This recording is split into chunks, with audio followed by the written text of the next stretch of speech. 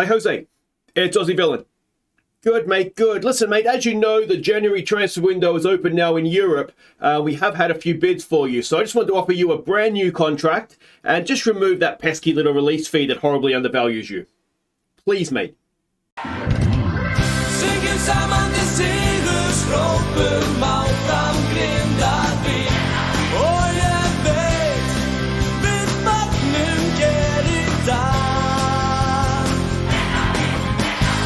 Hi guys, I'm Aussie Villain and welcome back to Grindavik on The Impossible Dream. It is Season 6, Episode 10 today, the final episode of the season. And, well, we have a chance to progress out of the Champions League, which is very exciting. An outside chance, it has to be said. And we will try and do so with a victory against RB Leipzig at home. Now, let's not panic. Antonio is still a Grindavik player. But I do kind of remember this now. When I signed him, he wouldn't sign unless he had a minimum release fee. We can see it there, an annoyingly low 180 grand. He is now refusing to renegotiate. And if we go and have a look at this, we can see there are some not massive clubs, but certainly clubs that can afford 180 grand that are interested in him. So January window is opened, of course. January 23rd, we are in game. Just got to hope. We've just got to hope. And to be honest, after this game, there's no real more competitive games until the window opens again. So it's not like we're going to be stuck, you know, for a defensive midfield. And we have options there anyway. But it's not ideal. It certainly is not ideal. Now, another thing we need to catch you up on, very, very proudly, is the kids. They've gone and done it. They have qualified from their Youth Champions League group. They've qualified in 8th.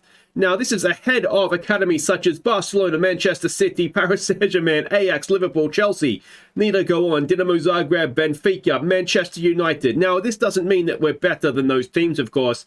There can be a variety of reasons. They might have youngsters out on loan. They might have, whatever. There's a million reasons for it. But we didn't lose a game in 8. 5 wins, 3 draws. I think we can be very, very proud of that. And, well, let's see how they get on in the knockout rounds when they start. And let's hope that the seniors can join them there as well. Now, there is one game to catch you up on. That was a trip to Manchester City. Yeah, I mean, we were expecting a bloody nose, weren't we? Let's go see how bad it was. Godini played in Cappiello to give us a first-half lead. But City pulled level just before half-time. They went ahead midway through the second half. And then got a third with 10 minutes to play. Before adding a fourth. So a brilliant start. We were really good in the first half. Oh, what it just came down to is that their players individually were just a little bit too good. You can see from the goals that were scored, they were, for the most part, just individual efforts. Even the penalty, it was just, you know, their player being better on the ball than our player in a missed time challenge. So I don't think there's anything to be ashamed about. We took the lead. We certainly gave them a fright. It was, 1-0 into an hour into the... Sorry, it was 1-1 an hour into the game. So, yeah, they just were a little bit too strong for us. And they were just, as I said, individually, their players were better than our players. So, yeah, that's unfortunate, but it is what it is. We can't complain about losing away to Manchester City. So a quick look at the table coming into it. And again, I've clicked on the wrong thing. It's definitely easier to see here, isn't it? So Manchester City, they've won every game. So as I say, we can be proud of at least giving them a scare. But if we go down, we're playing RB Leipzig today. They're in 13th. Now, they have 12 points. If we go down a little bit further here, have 6.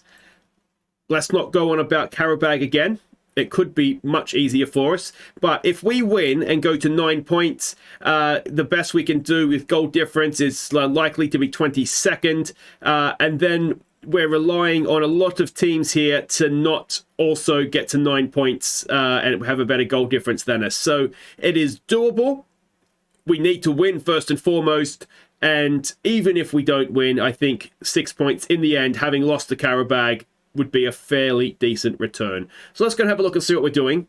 So we're expecting a 4-3-3 out of them. They're a gegenpressing side, which can be difficult to play against. The team we're sending out, Andreasen in goal, Collar at left back because, yep, Janu suspension. Andreasen, Salukvadze and Matheson are the back four. Antonio, Bakali and Capiello in midfield. Cisse, Hutchinson, the wide players. Gadini goes up top. I'm trying to think if there's anything else we catch you up on. The only other thing, Cambuala is, he said it's unavailable. He's actually away at the African Cup of Nations, but he wasn't able to play anyway because his loan was coming to an end, which is so weird. Before the end of the loan, he becomes ineligible because his loan's coming to an end, which just makes no sense, but anyway. Okay, so we can see the team sheets there. Conrad Lima, we had him way back in the day. I think at Aston Villa we had him. I don't recognise too many other names there, though. Dennis Seaman, is that the German half-brother of David, I wonder? Nothing to lose, what we're capable of. No one expects anything of us. I mean, at the end of the day, we are still playing a German Bundesliga side that we know is cashed up. All right, so for the final time, potentially, it is the Champions League anthem. I mean, I don't think anybody really expects us to get out of the group, especially having lost to Karabag. But as I say, I'm not going to go on about it today. Ibrahimovic, I wonder if that's any relation. Probably not. We've got the Grindavik pole, the famous pole of Grindavik, erected by the Vikings in the 13th century.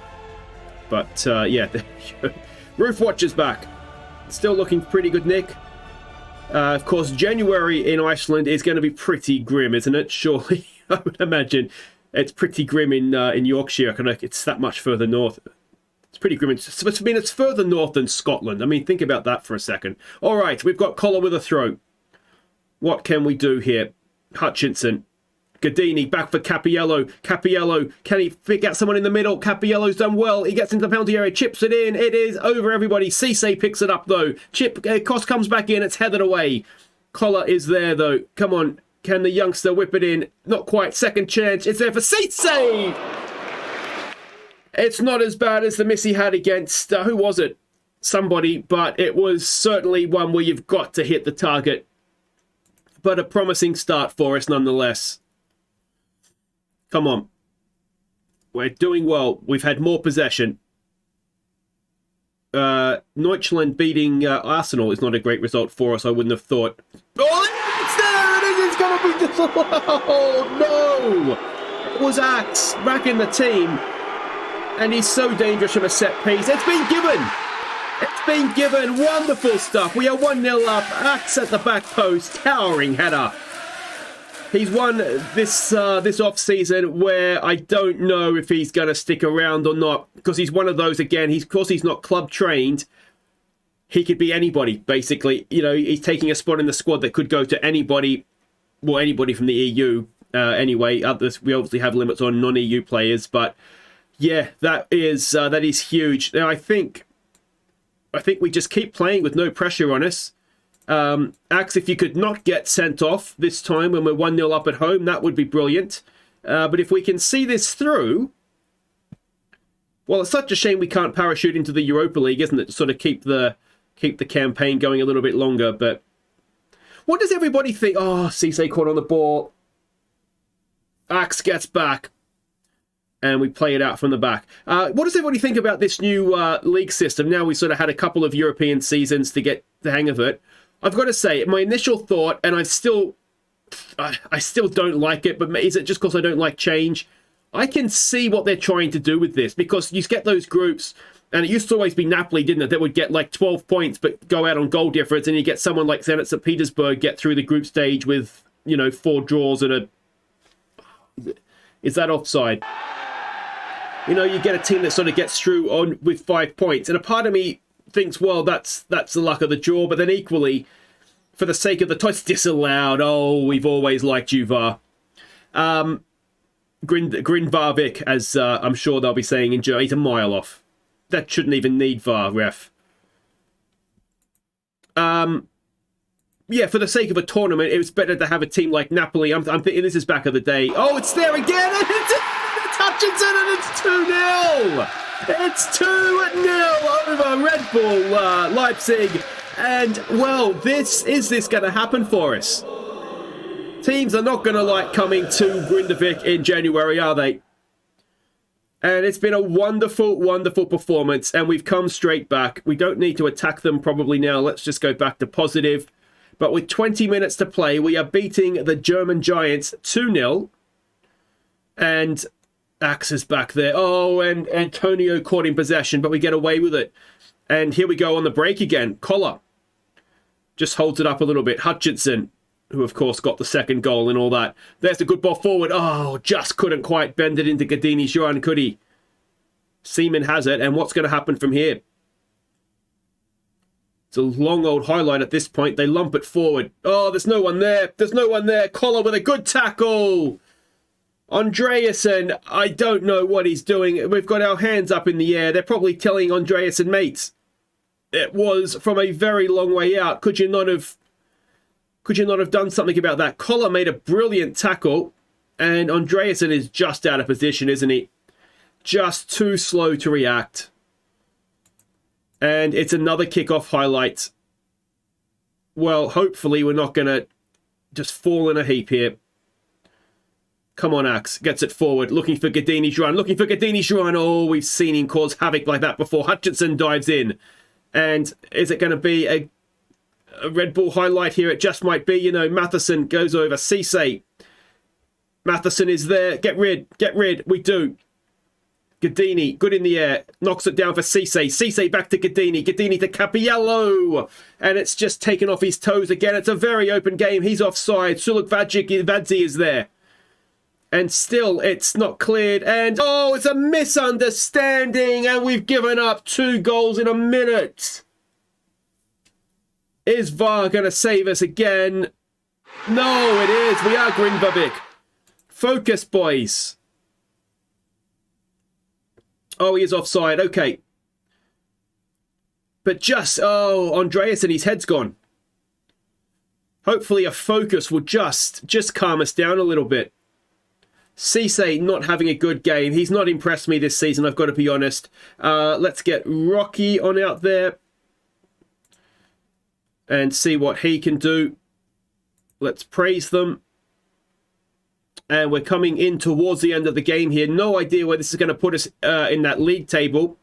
We will try and desperately close down a game here. We'll just drop those guys back to support. Oh, I've still had Matheson on support from when we had Kembwala out there. All right, so we will go defensive. We will waste time, low down this tempo. And, well, are we about to do the impossible? If we don't, it's so much more frustrating, isn't it? Having absolutely stuffed it up in that opening group game. Oh, and that is wide. Come on. Come on. Come on. Come on! We've beaten RB Leipzig 2-1. I mean, if nothing else, well, we're Grindavik. That's going to have to be the new name, isn't it? And, also, well, we've got another 2.4 million in the bank. And we've only gone and done it. 23rd. We have got out of, we're into the Champions League knockout rounds in our first attempt. And we lost to Karabag. And it's a big if we had beaten Karabag, I mean, we would be having a home game in the next round. As it is, hopefully we're not going to play. Oh, wait. Teams have only played 7. Okay, wait. I think we've done that anyway, because even if if Sofia win, they'll go to 10 points. Everybody will bump down 1. We'll be 24th, and we'll still have scraped in. I think we've done this anyway. So Grindavik shine against RB Leipzig. We've got the money in the bank. We've got a release fee that's coming up there. Let's, well, keep your fingers crossed, everything, as I hit continue to see if we've got through this group. And there it is. We have qualified for the knockout playoff round. That is absolutely incredible. Now, I have no idea how this works. I didn't think I'd need to know, to be honest, this season. I'm guessing there's going to be a draw at some point. Wait right there, though. We've got our end of season awards coming up, and I'll try and figure out what's going on while those are happening. Okay, before we get to the end of season awards, we've got the draw coming up here. So we've got the first knockout round. We've not been seeded in the draw. I was wondering if it would be sort of like a what would be 9th place, 24th, that kind of a pair off. But it doesn't look like it is. I have no idea what's going to happen here. It's no doubt going to take ages. And we're going to have a lot of stuff going on. But I think it might be worth taking some time because none of us expected this. Let's get this going as quickly as we can. And, well, let's start the draw. And advance, can we get to the draw? So we're first out. Will that help make things a little bit easier? And we're going to be playing... who are we going to be playing? Dortmund. Well, we've already beaten one German side. So there's no reason why we can't go and do that again. So let's skip to the end now because this takes forever. And... there we go. So there are the ties. There's some tasty ones there. We certainly avoided the likes of PSG or Barcelona. Would have been a little bit scary. Dortmund is scary. But did we play Dortmund? We already played Dortmund, didn't we? We did play Dortmund. It's all coming back to me now. So this was the Dortmund game here. 3-2 we lost away from home. And if I remember correctly, we could easily... This game spun on this sort of late... It was a stupid foul, and then Cisse had missed the chance. That's who we missed the chance against. And yeah, we got back to 3-2 instantly, and then it could easily have gone either way. XG would suggest otherwise, but just take my word for it. Look at possession. Possession's everything in football. But yeah, so that's not the worst tie. I don't think we're going to get through it, but... we're a chance. If we play well, we're a chance. So this is going to delay the transfer special and shorten it up somewhat as well. But I think it's going to be very much worthwhile to do that, though. We will be facing Dortmund in the first knockout round. And do we get money for this? Round appearance money, 8.2 million. Well, we're going to have fun this summer transfer, well, with this transfer window when it gets here, aren't we? That is huge money just for being here. All right, let's all digest that amount of money, and we'll be back for the end of season awards. Ladies and gentlemen, it's the Grindavik end of season awards. Yes. Hello, everybody. Yes, blingy, bling, bling, motherfuckers. Oh, we own this country now. £20 million, and well, what a season it has been. Out of the Champions League. I mean, it was never in doubt, was it? We didn't need to beat Karabag. It was fine. We were just making it entertaining for the rest of you. If it's too easy, views drop. Views drop, and that's not what we're about here. So, yeah, thank you, everybody. The players have done okay. It's managerial genius, really, isn't it? I mean, I deserve the real praise, so thank you. Thank you, everybody. Hey, this podium is supposed to be an actual gold-plated podium. What happened? I don't care if it's on order. Anyway, the first award this evening is the Golden Pen for this season's signing of the year. I mean, saying it was a free transfer now seems a little bit silly, doesn't it, really? But the Golden Pen goes to one of the stars, Jose Antonio. The next award is the Harvard Meyer Golden Card for the player with the worst discipline. And I mean, this guy is so good at this award that honestly, we're going to need to replace him because he's just suspended too often. So a massive, massive congratulations on a well-earned trophy with 12 yellow cards, Mang Jinyu.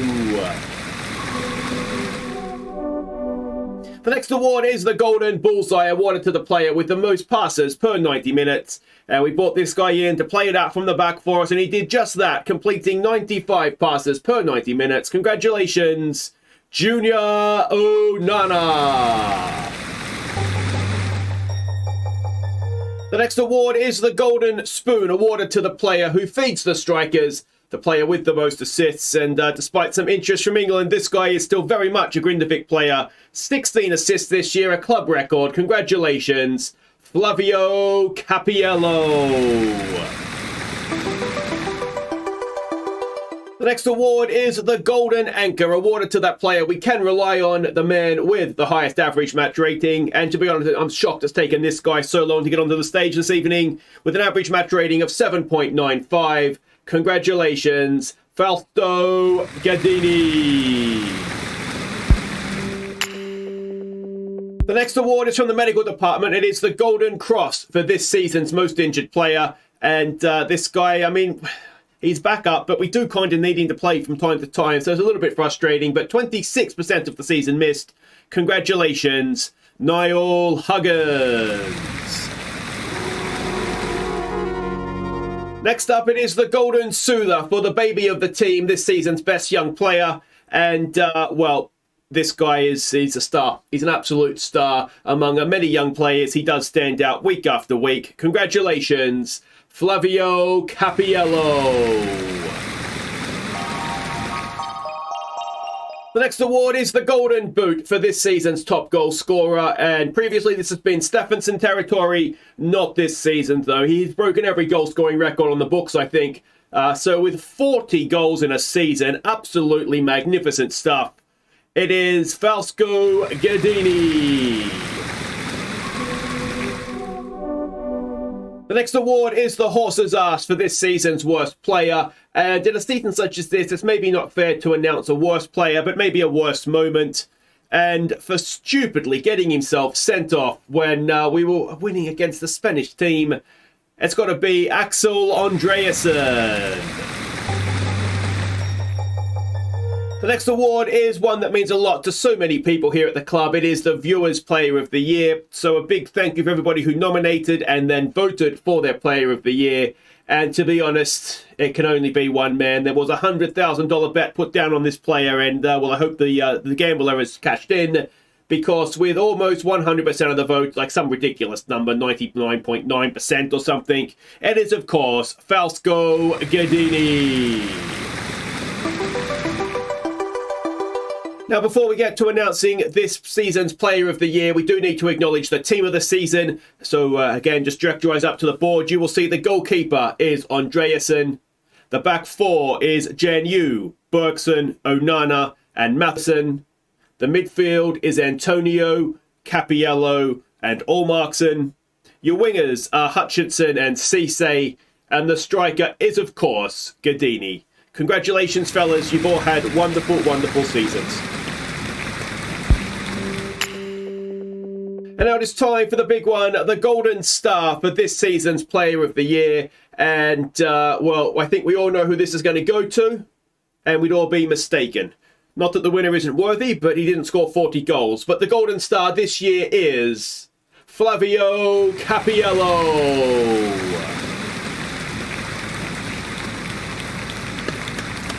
Congratulations to Flavio and the rest of the winners this evening. And excuse me, Guedini? Watch your mouth, mate. I'll get you out of this. You want to leave. Well, just keep it private. Where was I? Yeah, thank you everybody who did come out this evening. It's been a wonderful night, even with a little Guedini outburst there. But that's fine. He can say what he wants. He scores goals. It's going to be a big, big off-season. But, of course, before that, we're going back to Germany. We're going to take on Dortmund. And this time we're going to beat them, hopefully. But who cares? So much money. All right, drinks are on me at the bar. Let's go, everybody. See you next season. Thank you. Thank you, everybody. So there we go, end of season awards done for the year. So let's have a look back on the season, and we can see the signings here. I thought we did brilliantly with signings this year, I have to say. Bergson a B+, Dyche a B-, Hutchinson an A+, we've got Junior Onana an A+, Cambuala an A+, despite costing us $5,000 a week.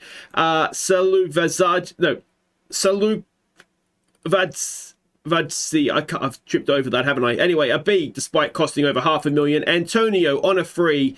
What a player he looks to be. Vicali, we'll give him a little bit of time to settle. He came in on a free, an A+. And, well, this guy was just an academy graduate that we would just unfortunately let leave. So we didn't sign a contract before before his trial period was up. So that's absolutely fine. He doesn't technically count though. If we look at the transfers out, did anybody go and do anything? Oscarson in the second tier. Now I have a feeling IBV might be coming back, so we might see him again. But that is pretty much it. Stephenson went and scored a few goals in Sweden, but nowhere near what he would do with us.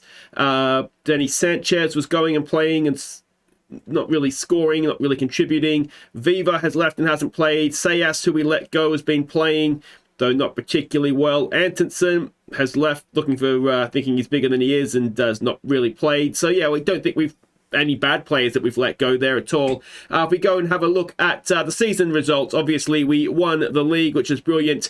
Champions League, at this point is still ongoing, so we don't know how that's finished up as of yet. The Cup was disappointing, but as a reminder, that is now academy players only, so that's going to be maybe a little bit tougher for the foreseeable future. We won the Charity Shield thing, and the League Cup, we went and won that as well for a change. So all very, very good on that front. Moments to remember, we had 2 7-goal games, which was brilliant. The goal of the season was Antonio's strike versus Astana. We'll come back to that in just a minute. Finances, everything is looking on the up and up. Now, again, we haven't finished the Champions League yet, so this may or may not go up or down still, but yeah, that is obviously a nice improvement on previous season, almost 4 times the money that we got last year in competition prize money. The top shirts, Gadini, Bakali, Hutchinson, Junior Onana and Capiello, that's all fairly predictable, I would say. The team of the season, well, that is the team of last season that the game is given. I've obviously will have fixed it up for the ceremony, but we'll have a laugh at some players there that didn't play this year but got into the team of the year. And the accolades, well, I mean, there's just too many to go through, really, isn't there? Yeah, it's just been a very, very good time. Gadini was most man of the match awards with 11, which isn't an award we give out, but it's probably worth noting. Club record breakers, 40 goals for Gadini. Now, he may get credited with more in the end of season awards, but at the time that the season sort of finished in game, that's how many he had. 16 assists for Capiello at the time was the record. Andreasen with 22 clean sheets, 11 man of the match awards, and then transfer fees were broken as well. So very, very good stuff. Competition winners, Gadini was the young player of the year in the league. Only played 8 games, scored 14 goals. You'd think he'd be worth a little bit more than that. Hutchinson, though, was the player of the year, so well done to him. So history in the making. It's been a great season domestically. Europe could have been better, could have been worse, probably. Again, time of recording, we haven't actually finished Europe yet, so I don't know exactly how that's gone. The overall best 11, though, Turpinson, Andreasen, that's Axel Andreasen, Luke Matheson have been, and Gadini have all been added, though it looks as though on the bench. Oh no, Turpinson's in the starting lineup, Axe is in the starting lineup, but we've got the other 2 on the bench. Oh no, Matheson's at right back, Gadini, oh no, they've all made the starting 11. So Stephenson is up front with Gadini wide right, which is interesting, but squeezes them all in, I suppose. The best 11, where are they now?